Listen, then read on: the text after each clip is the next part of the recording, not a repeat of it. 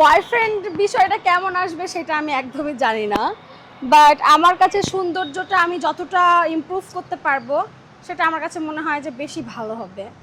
তো আমি যে ট্যাটু করি, আমার যে প্রাইভেট জায়গাতেও ট্যাটু আছে, তো এটা শুধুমাত্র আমার পার্সোনাল ম্যানের জন্য, আমার হাজব্যান্ডের জন্য। তো নিজেকে তার কাছে আমি সুন্দরভাবে প্রেজেন্ট করব, সে আমাকে দেখবে, এটা তার কাছে অনেক ভালো লাগবে, এটা আমার কাছেও ভালো লাগবে, দ্যাটস ইট। এই জন্যই। ট্যাটুর ভিতরে তো অনেক রকম আছে, মানে একেকটা আছে। আপনি কোন ধরনের ট্যাটু পছন্দ করেন? আমার যে ট্যাটু আছে, আমার পার্সোনালি যে ট্যাটু আছে, এটা হচ্ছে বিচ্ছু। যে বিচ্ছু। রাতে কখনো কি ভয় লাগে না? মানে হঠাৎ করে যখন ওই জায়গায় চোখ মানে কখনো যদি যায়, মানে ভয় পান? না, একদমই ভয় পাই না, কারণ ওটা আমার ট্যাটু, সো ভয় পেলে অন্য কেউ পাবে, আমি পাবো না। আপনার একদিনে আমার 2 লাখ টাকার মতো চলে যায়। আমি এমনও দেখছি যে এমন সময় গেছে যে আমার একদিনে 2 লাখ টাকা চলে গেছে। মানে যেটা যেটা করতে ইচ্ছে করছে করে ফেলি। মানে এই কথাগুলো বলেও অনেক সময় অনেকজন ভাইরাল হওয়ার জন্য বলে, হুম। আসলে আপনি যে এত টাকা খরচ করেন, মানে এই টাকাগুলো আপনি মানে কোথা থেকে উৎস, মানে এই ইনকামের উৎস? আমার অনেকেরই বিজনেস আছে। জামার ইচ্ছা। আমার বিজনেস আছে।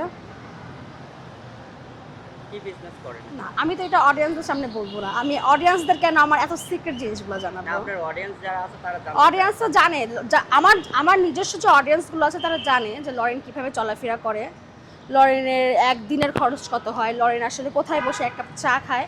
এটা আমার যারা অডিয়েন্স তারা জানে, বাট আমার পার্সোনাল ডিটেলসগুলো তো আমি সব অডিয়েন্সকে জানাইতে পারি না। আসলে আর লরিং ভাইরাল হওয়ার বিষয়টা যেটা বলছেন, এরকম কথা তো অনেকেই বলছে, ভাইরাল হতে পেরেছে, তার মানে কি আমি যেটা করি সেটাই মানুষ জানে, সেজন্য আমি আজকে হয়তো বা সবার মুখে মুখে।